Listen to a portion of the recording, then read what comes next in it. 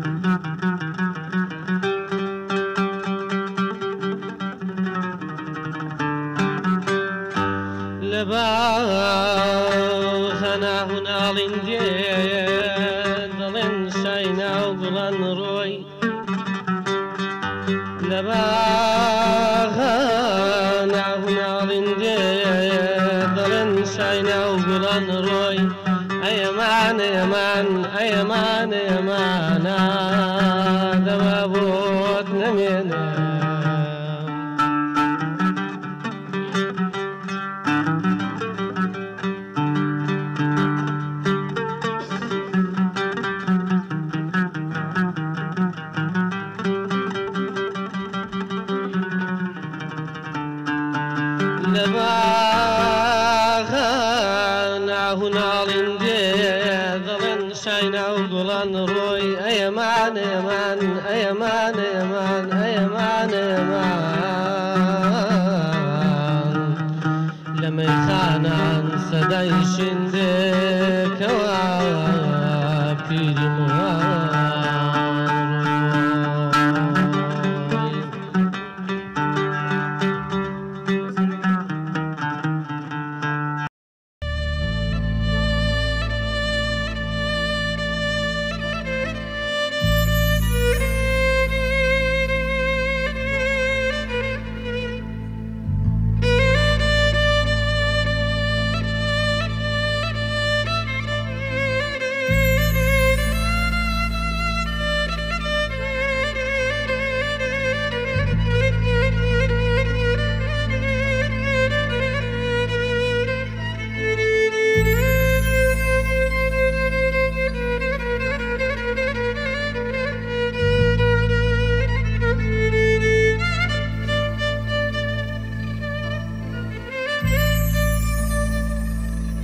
أنا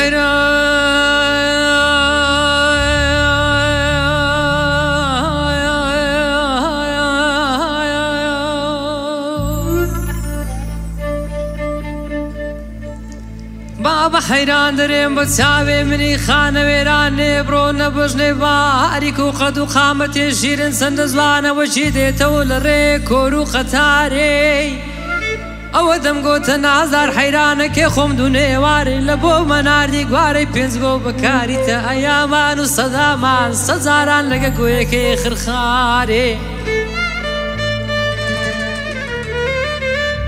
ئەوە چی سەد باری سەلامان دەنێری بە پلکە پێناوێ دەیگۆبرێنە کوڕەتیمە حەیرانەکێ من نازانی داخوازیم هاتبوون ئەوە باوم بە زەبرێ خەنجەرێ قرێری لە من وەردەگرت لە خۆی مارداری کەرێ ڕەنجبا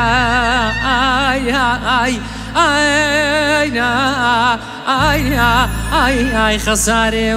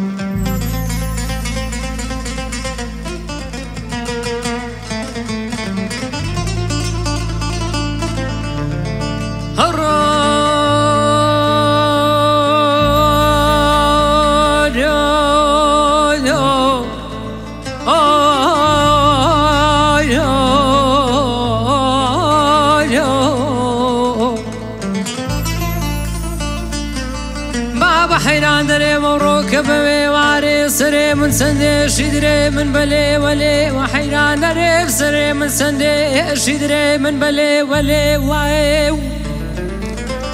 أمنا مو فصدي دري بواران لبو كيف دري خوم دسمو دشتكي بيرا هوليري سبكم يكريك وعازي لو بيبونا ولا من استاي نبفيوا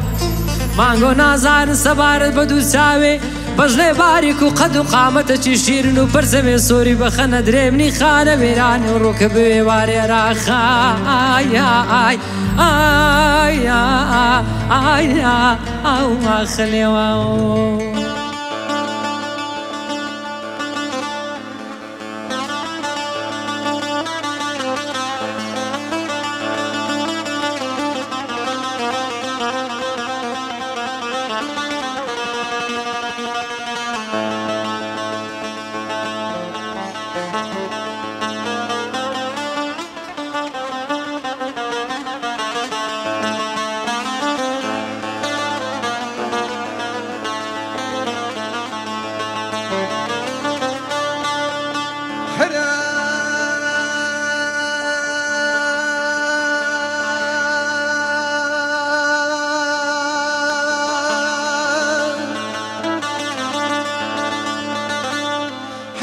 چەندی گاز دەکەم و گاز دەکەم دەرێمە و ڕۆ بەبێک هێوارەیە من نازانم لە بۆ کەی پێدرێ خۆم و برا برادەران دەمەچێ بەچێم دەرێدار برێم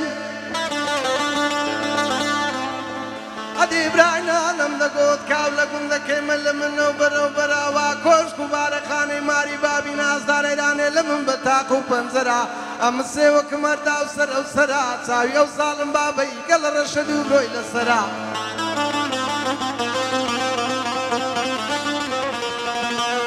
دەوجا دەرێم هەوری لەسەری قەیرانێ مارم وێران بیسان شێتکەرا ئەگەر ڕۆژێ دوو جاران نایە چاوەکەم دەرێم سێ جارا وەرا تا لە درێم واشکە پەردی ئاخە لەگەنگەر ئای کە سەرا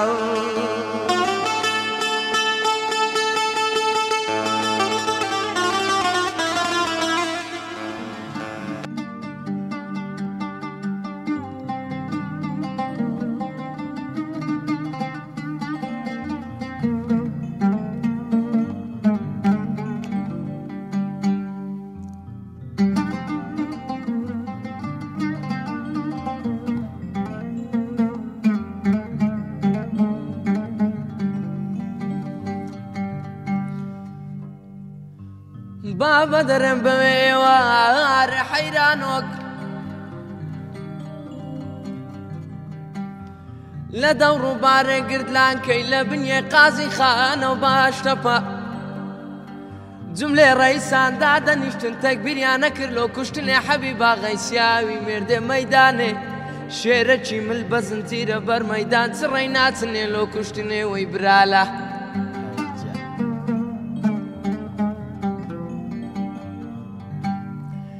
شام حمادي دقو فارس كاتشي من تكبير يا كشنا حبيبي دزانم دقو برامت التكبير تساوي من دقو باشا برتيلو زيران ببين لو مصطفى وسوي خدري سارنا خوري حبيبي يا قورة كردية سمزرعي ويا بعمري تسار ساريان بخيو كردية لماري خو برتيلو زيراني بديني برشلو تماع وماري دنياي لاغي خو خان بيتو كونو كلنا يبخي تزفر شي بيبا حبيب وحاري نبي بردس نابي حبيب مرد ميدان الشيرة شي مل بزنزير اللي خاتش سيان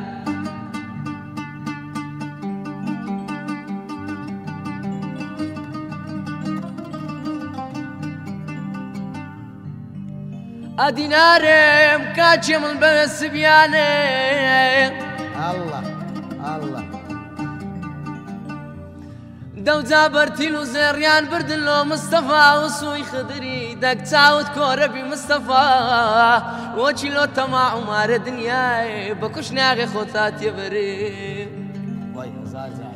اوسي سارة نانا حبيبي يا خوي اوسي سارة لماري حبيبي اتيان بهيتمي بخيو كردي عمر سار بوسي سارة لماري ويكو هورو غيرة تقبولك بكوش ناغي خود بيبري تماع اي جان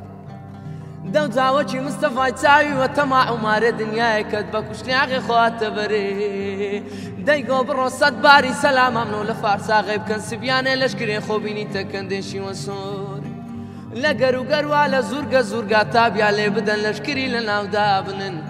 امش اغي خو حبيبا غيبان زتراوي دين مخاري وشي قيشتينا ناو كندشي وسوري لارتسار كنا رايدس رجالي بكن مرد ميداني بزر بكن لنا ودو كري كارخانة آي آي آي آي بغريبي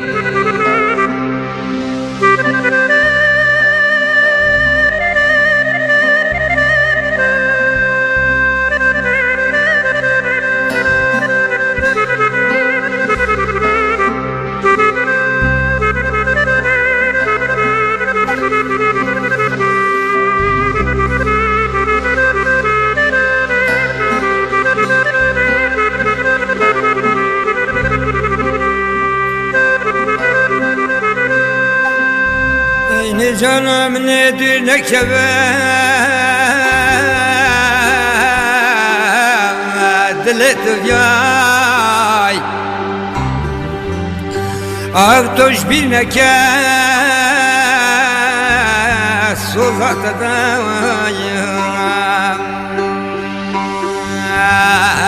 أردنك دلت وياي تشبينك صوزة دوايا تنهيلا يا بداري خوشا صلاة هيفيات مايا تنهيلا وبداري خوشا صلاة هيفيات مايا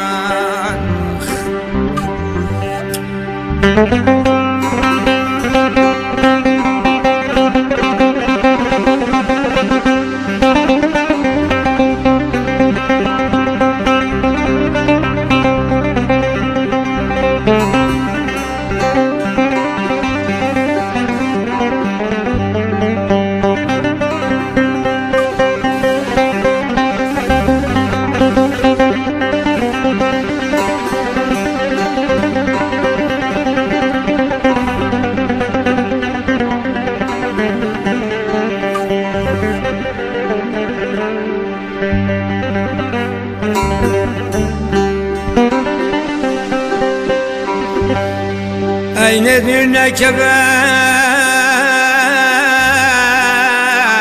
تجاجمي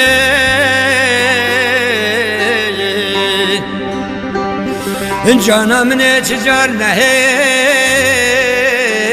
لدلمي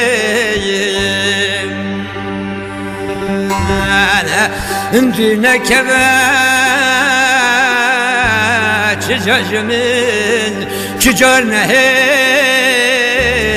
لدلمي ملت بزانا نمت ذي نبنا يوم رافينا مي باش بزانا من قليت ذي نبا دجمي نافينا مي دينا كبايا دلت وياي اكتوش بينك الصوزة تدايا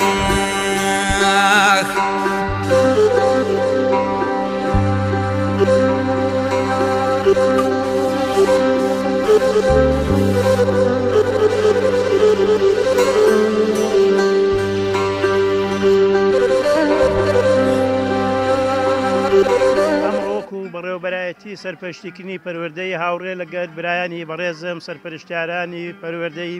تایبەت بە لیژنە ناحوکمیەکان خۆشحاڵ بووین بەشدار بووین لە فیستیڤاڵی ساڵانەی ئامادەی کلێڤەری ناحوکمی بەڕاستی فیستیڤالێکی تەکاملە یعنی متەنەوعە لە پەروەردەیی لە فۆلکلۆری لە کوردەواری لە زانستی لە توراسی کوردەواری جێگای دەستخۆشیە دائیمەن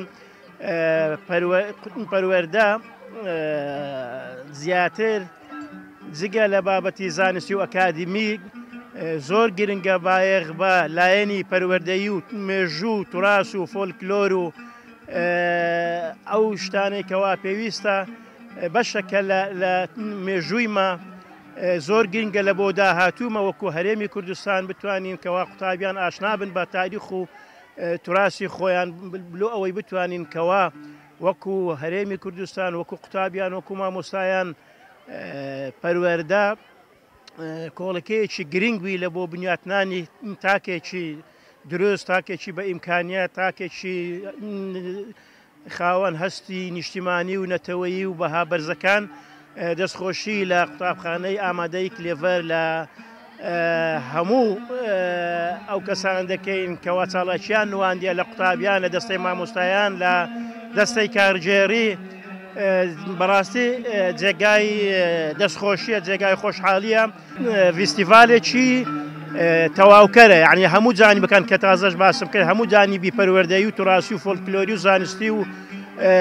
ئەگریتەوە زارش کە دەستخۆشتان لێکەین ئومێدەوارین کەوا بەردەوام بن لەو چاڵاکیانە و چاڵاکیانەش بەشێکن لە پەروەردە دەستیان وولایە خۆشبی سوپاسانەکەین و جێگای خۆشحاڵیە بەڕاستی ئەو خۆ ئامادەکردنە جارش کەش دەستی ماندی بوونتان ئەگوشین دەست خۆشتان لە یەکەن سەرکەوتوو بن موفق بن نمونەتان زۆر بیتن ئینشاءالله سەرکەوتوو بن.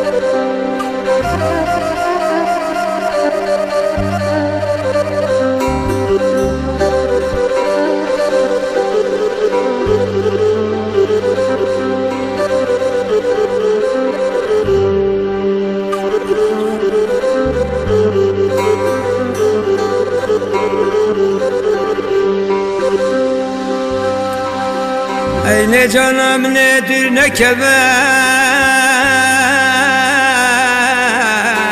levini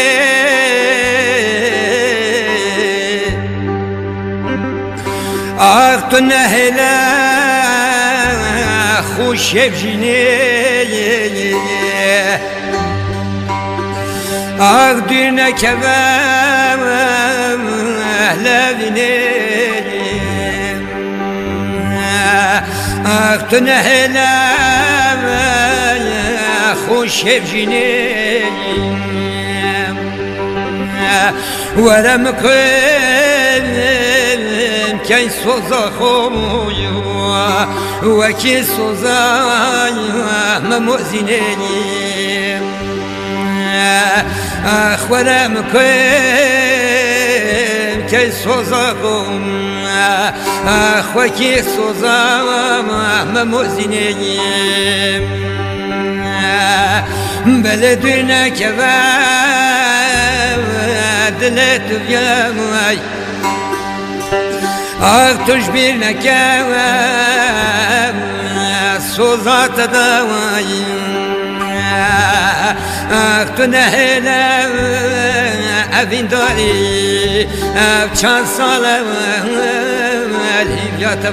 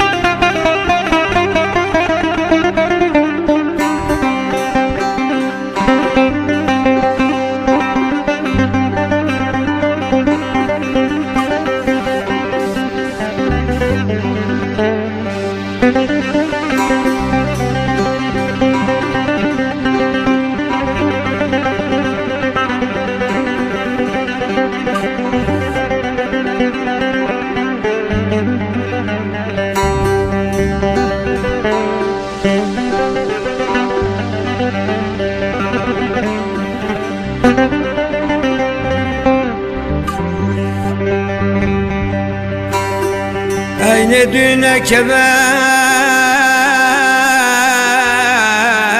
باش بزانم ندلم نه بجوانم أقدرنك باش بزانم أقدرم نه بجوانم ولا الرجاي ديني أخبو مات كبير توجيانا الرجاي ده جانا مني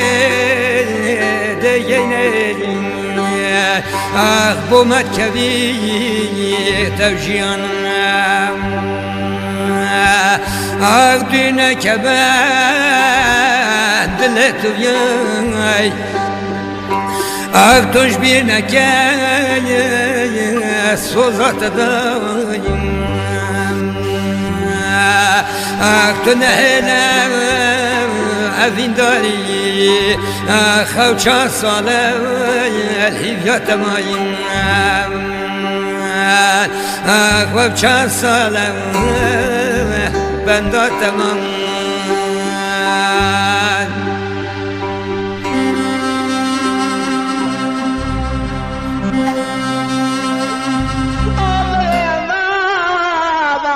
أو رب العالمين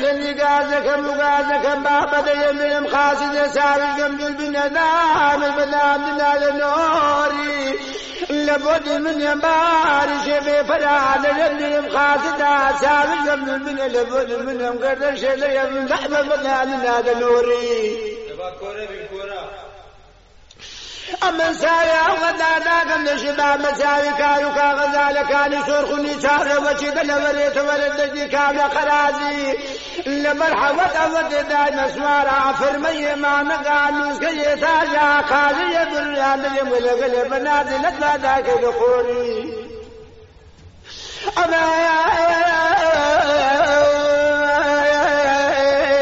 ستعرف هذا مخابن يدنا عندميني لبخور بشيلو لكاني بالزمشي وشي شغلني باري شغي قل بدل مقاب خدا بتاقد نولك لك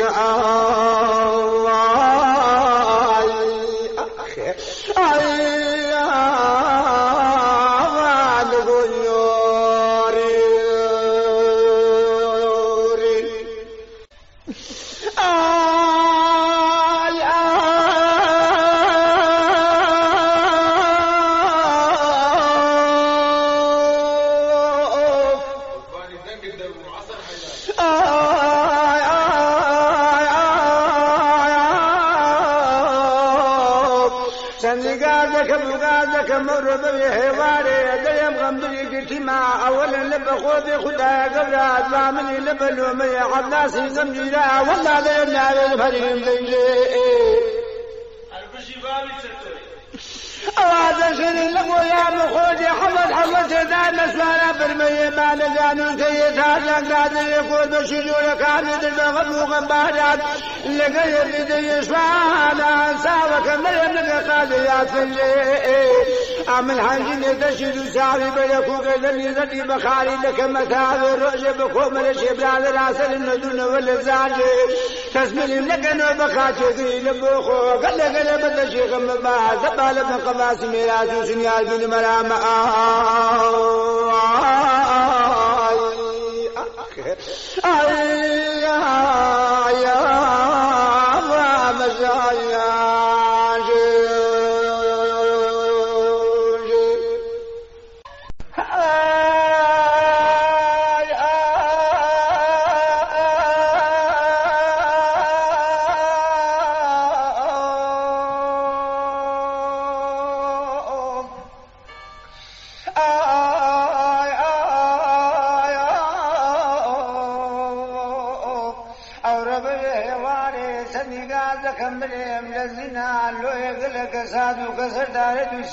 ما غدا داد المدينة فيري أمن ساري وغدا ذاك النشما مساري كانوا كغدا لكان سرخني ساوري وشيد لوريت ولسريسي بيشي لبر حوض دار مسماران فرمي ما نقا قاضي برنويا قل بنازلت وذاك ابراهيم مريم قل بنازل ولا دفر ولا ذوق حبيبي أمن دزانم داشي قل عصر زاديا قردني خوات جشابت بسرا خريا قد مناتك ذنب خدات بخون بي بقصقصيك ئێمە وەکو قوتابخانە و ئامادەی کلێڤەری ناحکومی ساڵانە هەڵدەستین بەکردنەوەی فیستیڤاڵی ساڵانە قوتابخانەکەمان بۆ ساڵی خوێندنی 2022-2023 هەموو ساڵێک هەڵدەستێ بەکردنەوەی چەند کار و چالاکیەک لە فیستیڤاڵەکاندا. ئێستاش وتەی بەڕێز مامەستا ڕێبوار وەکو سەرپەرشتیاری گشتی قوتابخانەکەمان بفەرمێت. بەناوی خوای گەورە و میهرەبان، بەناوی قوتابخانە و ئامادەی کلێڤەری ناحکمی سەرەتا خۆمان بە خۆشحاڵ دەزانین کە پێشوازی لە میوانە بەڕێزەکانمان بکەین. بەڕێز مامۆستا شێرزاد حەمەدەمین غەفور بەڕێوەبەری سەرپەرشتیکردنی هەولێر لەگەڵ ستافە بەڕێزەکەی کە هاتوون گەورەیان کردین بەخێربێن سەرچاوانمان. بەخێربێن یاخوا. بەڕێزان دیارە قوتابخانەکانی کلێڤەر ساڵانە هەڵدەستێت بە ئەنجامدانی فستیڤاڵی ئاسایی خۆی. دیارە ئامانجمان لەم فستیڤاڵە ئەوەیە کە هەم مێژوو هەم کولتوری باپیرانمان بنەوەکانی ئێستامان ئاشنا بکەین. باپیرانمان کە سەیری مێژوویانەکەین کە ئەو کولتورەی بینیمان هەموو شتێکیان جوانە. لە خواردنەوەکان دەست پێ بکەین، لە خواردنەکانیان دەست پێ بکەین، کامە خواردنەی ئەوان خواردویان دکتۆر بەڕێزەکان ئاماژەی پێ دەکەن بەلایانی باش و سەحی لە ژیانی سادەیی خۆیان. بۆیە بە پێویستی دەزانین سوپاسی هەموو ئەو قوتابیە بەڕێزانە و مامۆستاکان بکەین کە ئەزیەتیان کێشاتوانویان ئەو خواردنە دەگمەنانەی کاتی خۆی کە بەکار هاتوون ئێستا نمایشکەن و بە ئێمەی ئاشنا بکەنەوە. زۆر سپاسی هەموو لایەکتان دەکەن. جارێشتر میوانە بەڕێزەکان بەتایبەت بەخێربێن سەرچاوان گەورەتان کردین. بەخێر بێن.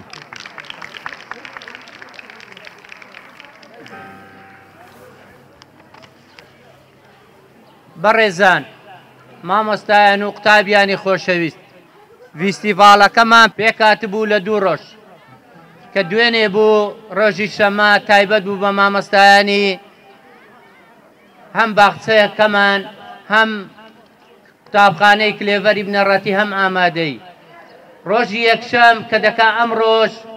تایبەتە بە قوتابیا خۆشەویستەکان کەنەوەی 2 ڕۆژن و هەروەها زۆر سپاسی هەموو مامۆستایان دەکەین. قوتابیانی خۆشەویست، خۆشحاڵین ئەمڕۆ وەکو بەڕێوەبەرایەتی سەرپەرشتیکردنی پەروەردەیی هەولێر لە خزمەت قوتابخانەی ئامادەی کلیڤەری ناحکومی بین. پێشەچی دەستخۆشی و سوپاسی دەستەی کارجێری و دەستەی مامۆستایان و قوتابیانی خۆشەویست دەکەین لە بۆ ئەو ئەرک و ماندبوونەی نواندنی فستیڤاڵی ساڵانەی خۆیان. حقیقەت ئەوەی کە ئێمە دیتمان دەلالەت لەوەیەکەوە پەروەردەکاران لە قوتابخانەی کلیڤەری ناحکومی بایەخێکی تایبەت بە مێژوو توراس و فۆلکلۆر و وەکو مامۆستا ڕێبوار ئیشارەتی پێدا بایەخ بە مێژووی باپیرانمانە دەدەن. حقیقەت بەستنەوەی دوێنێ بە ئەمڕۆ و ئیشکردن لە بۆ داهاتوو بنەمایەکی گرنگی قوتابیانە کەوا مرۆڤێکی کوردی هەستی پەروەردەیی و نیشتیمانی و نەتەوەیی و ئاینی و هەستەکانی مافی مرۆڤ و دیموکراتی هەبێتن بتوانێت خزمەت بە وڵات و گەل و نیشتیمانی خۆی بکاتن. ئێمەش وەکو وەزارەتی پەروەردە حکومەتی هەرێمی کوردستان بایەخێکی تەواو کەوا لەم ڕۆژانش لە هەفتەی ڕابردوو ڕۆژی زمانی دایک بوو سەرۆکی ئەنجومەنی وەزیران بایەخێکی تایبەت چەند بڕیارێکی دا بەوەی کەوا زیاتر بایەخ بە زمانی دایک و توراس و مێژووی کوردەواری خۆمان بدرێت. شان بەشانی طبعاً قوتابخانەکانی ناحکومی شان بەشانی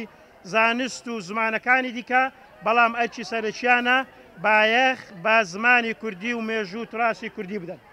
ئەمە جێگای خۆشحاڵیە کەوا لەو قوتابخانەیە دەبینین جارشکە دەستخۆشی لە دەستەی کارجێری و لە پەروەردەکارانی دلسۆز و لە دایک و باوکی قوتابیان و لە قوتابیانی خۆشەویست دەکەین. ئینشاءالله ئومێدی سەرکەوتن و سەرکەوتنی زیاتر و ئەنجامی باش لە بۆ قوتابیان دەخوازین کەوا بتوانن سبەینێ لە هەموو بوارەکانی خزمەتکردندا خزمەت بە خۆیان و بە نیشتیمان و گەڵ و وڵاتیان بکەن. جارشکە هیوای سەرکەوتنتان بۆ دەخوازین سەرکەوتوو بن. زۆر سپاس.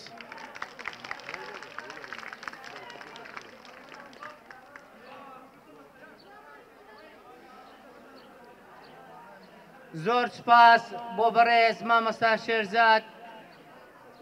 بەڕێوەبەری گشتی پەروەردەی هەولێر.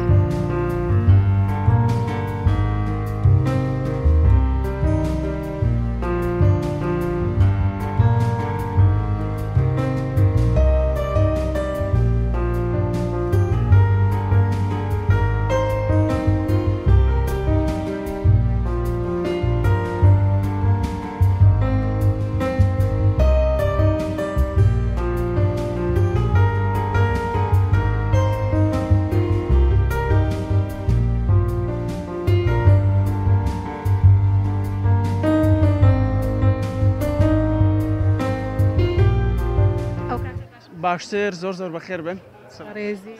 بەخێر بن ئەمڕۆ لەم فیسیڤالەدا لەم فیسیڤالە جوان و کەلتوریەدا پیشەی شوانێک دەبێنم لێرە کە چەند مەڕێکمان لەلایە لەگەڵ هەندێک لە کار و بزنیشە خۆم زۆر بە خۆشحاڵ دەزانم لەبەرەوەی لە بیرمان نەچێ ئەمە دەتوانین لە چەند خاڵێکی کورتە باسی بکەین کە شوانەتی کارێکی زۆر پیرۆز و گرینگە هەم لە بواری دینی ئیسلام ئێمە هەر بەعام هەموو پێغەمبەران یان زۆربەی دەتوانین بڵێن زۆربەی پێغەمبەران یەکێک فەقڕەیەک یان بەشێک لە ژیانیان شوانێتی بووە بەڕاستی و وەکو کوردیش ئێمە لە باو باپیرانمەوە ئەم کارەمان بۆ ماوەتەوە و شتێکی زۆر لە هەر وڵاتێک بە قەنەعەتی من ئەگەر بێت و گرنگی بەم بوارە بدرێت بە شێوازێکی زانستی ئەمە داهاتێکی زۆر گرنگ دەبێت بۆ ئەم وڵاتە و خەڵکی دەتوان پشتی پێ ببەسن. سلامەتاکە بەخێر بن زۆر بەخێر بن.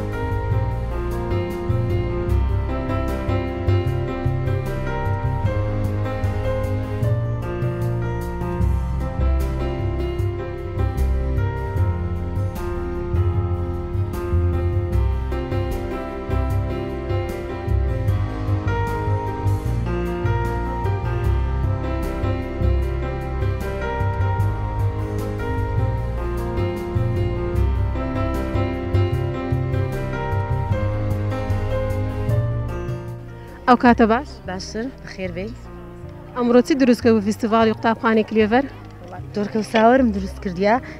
پێک دێتن لە ساور تۆرکا بە خۆشان دەزان تۆرکا خواردنەکی بەهاریە کە هەر دەتانی بە زەردی بەتەنێ دەتانی لەگەر ساوەریش بەخێر من سەر ئەو کاتە باش کاتت باش بەخێر بێن چانەکەم ئەمڕۆ بە چ خواردنێک بەشداریت کرد کفتەی سوور کفتەی چەوەندەر هەر ئەوە کفتەی احتیادی بەس بە چەوەندەری مەرەگەی چەوەندەرە پڕوش و گۆشت و چەوەندەر و ئەو پێکاتانەیە سەرچاو جانەکەم ئەو کاتە باش سپاس سەلامەت بی فیستیڤاڵی قوتابخانەی کلێڤەر بە شیوی عاشوڕا ئەوەیە کە موساڵێ ئەوانی کە نەزرک لە خۆیان دەگرن خەڵکی هەولێرێ پێشتر بە 7 مادە بەشداریان دەکرد هەر ئەو 7 مادەیە یان هەر یەکە شتێک بوو پاشان دەیان کردە خێر لۆی مرازەچیان حاسب بێ و لە کۆنەوە ئەو شیوە بووە ئەوەش سەروپەیە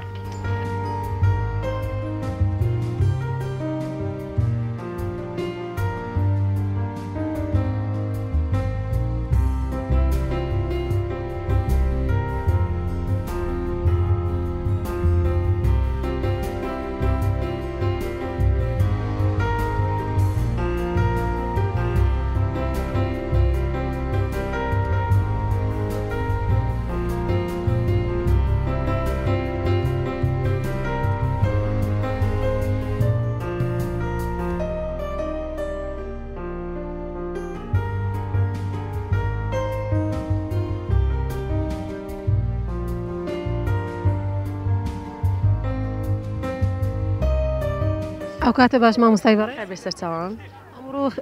بە چ بەشداریت کرد لە فیستیڤاڵی ساڵانی قوتابخانەی کلێڤەر ئەوڕۆ بەشداریمان کرد لە بەشی نانکردن بەو بە نانی تیری و ئەستوکە بەڕۆن و ئەستوکە بە کونجی و ئەسوک بە پەنیری خۆماڵی و بە کسکا و کەلانەمان بەشدار بووین. ئەو کاتە بەش مامۆستای بەڕێز سپاس سەلامەت بی. ئەمڕۆ بە چ بەشداری کرد لە فیستیڤاڵی ساڵانی قوتابخانەی کلێڤەر؟ وەڵا سەرەتا زۆر دەستخۆشی لە قوتابخانەی کلێڤەرەکەین، بەنانکردن بەشداریم کرد، بەنانی تیری و ئەستورکە بە شەکر و ئەستورکە بە پەنیری کوردی و ئەستورکە بە ڕۆن و ئەستورکە بە کسکە. سپاس سەلامەتی مام.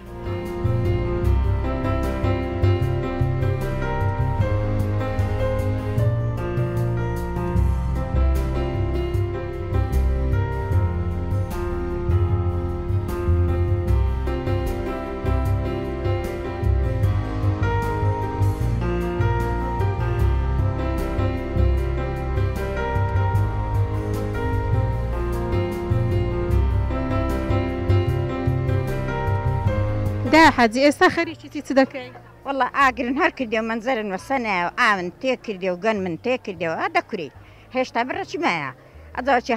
کورا هەنجینەکە هەری دەنجین و دەدەینە منداران و ئەوی ماشەوە دەبین ڕادەکەین و ئەبینە ئاشی لێ دەکەین و دەینینەوە ئەیکەینە سار بەگۆشت ئەیکەینە سارە سۆر گەورە دەهات مندار دەهات زیران دەهاتن بە منزەران نوێ ئەدان دەیان کرد.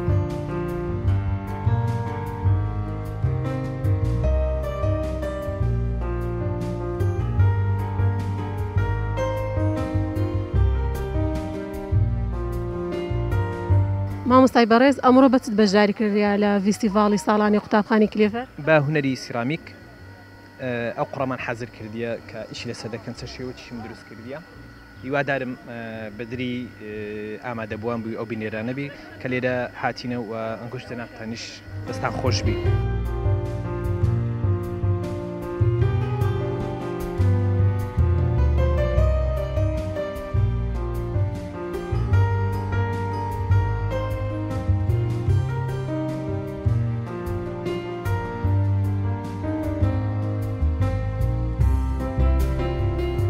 بەناوی خوا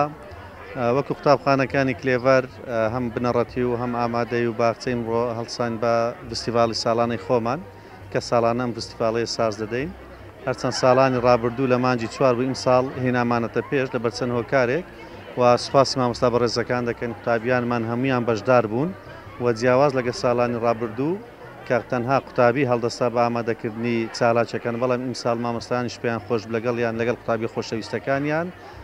بەشدار بن بۆیە بە هەموو لایەک توانیمان ئەو فستیڤاڵە ئەنجام دەین و دوو ڕۆژیشی خایان تەبان ڕۆژ یەکەم تایبەت بە مامۆستان ڕۆژی دووەمیش تایبەتە بە هەم مامۆستان و بە هەم قوتابیانیش و سوپاسیشان دەکەین کە توانیان چەند چالاکێکی نوێ جیا لە چالاکی ساڵانی ڕابردوو ئەنجام دەن کە دواتریش دەیبینین و زۆر سپاس بە هەموو لایەکتان.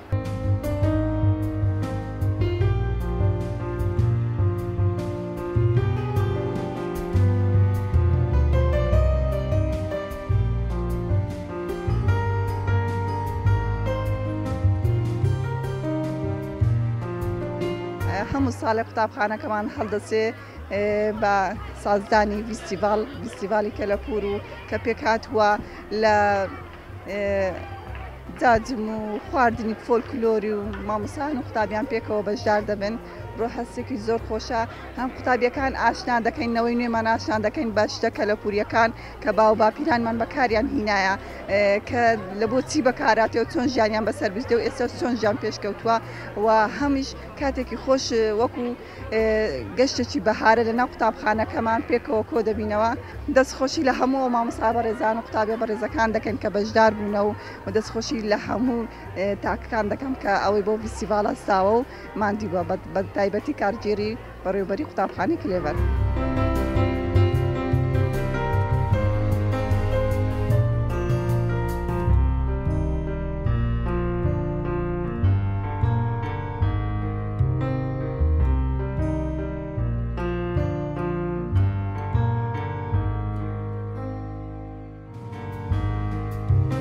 ژیان باش مامۆستا بەخێراتی. فیستیڤاڵی ئەمڕۆ چۆن بینی؟ بەڕاستی فیستیڤاڵە یەکجار نایە بخۆشە دەستخۆشی لە مامۆستایان و ڕێخێرانی ئەو فیستیڤاڵە دەکەم. بەڕاستی هەموو شتێک لە شوێنی خۆیتی هەموو بەشەکان هەموو ئەوانی تایبەت بە فۆلکلۆرن تێدایە و خواردنەکانش بەڕاستی زۆر بەتاون دەستیان خۆش بی. بەخێر بێ مامۆستا بۆ فیستیڤالی قوتابخانەی کلێڤەر. خۆشبی سپاسان دەکەم سپاسی ئامادەبوونتان دەکەم. فیستیڤالی ئەمڕۆ چۆن بینی؟ هەروەکە جێبەجێکردنی پلانی ساڵانەی خۆیان قوتابخانەی کلیڤەری ناوکەمی جێگای دەستخۆشیە کە ئێمەش ئەوڕۆ ئامادە بووین لەو فیستیڤالە کەلتوریە فۆلکلۆریە ڕێکوپێکە بەڕاستی جێگای دەستخۆشیە. ملەتی کوردیش هیچی کەمتر نییە لە ملەتانی جیهان بۆ ناساندنی ئەو زۆرە ئەو کەلتور و فۆلکلۆریانە ئاشنایی قوتابیان و مامۆستایان بە کەلتوری کوردی. سپاس بەخێر بێ سەرچاو. بەخێر بێ مامۆستا بۆ فیستیڤالی قوتابخانەی ساڵانەی کلێڤەر. ممنون زۆر سپاس وەڵاهی بەڕاستی شتێکی زۆر جوان و ڕێکوپێکیان ئەنجامدا بوو فعلەن ئەوە ساڵانە قوتابخانەی کلێڤەر فیستیڤالی کلتوری هەمەڕەنگ ئەنجام دەدا بەڕاستی شتێکی زۆر باش بوو ئەوە زیندووکردنەوەی کلتور و مێژووی گەلی کووردە عادات و تەقالیدی ژیانی لادێ بەڕاستی دەستیان خۆشببی کارگێری قوتابخانە هەم لە باخچەی منداڵان هەم لە بنەڕەت هەم لە ئامادەی هەم لە دەستەی مامۆستایان بە گشتی جێی دەستخۆشیە جێی ڕێزە جێی احتیرامە شتی زۆر جوانیان ئەنجامدا بوو دەستان خۆشببی موافق بن ئینشاءالله.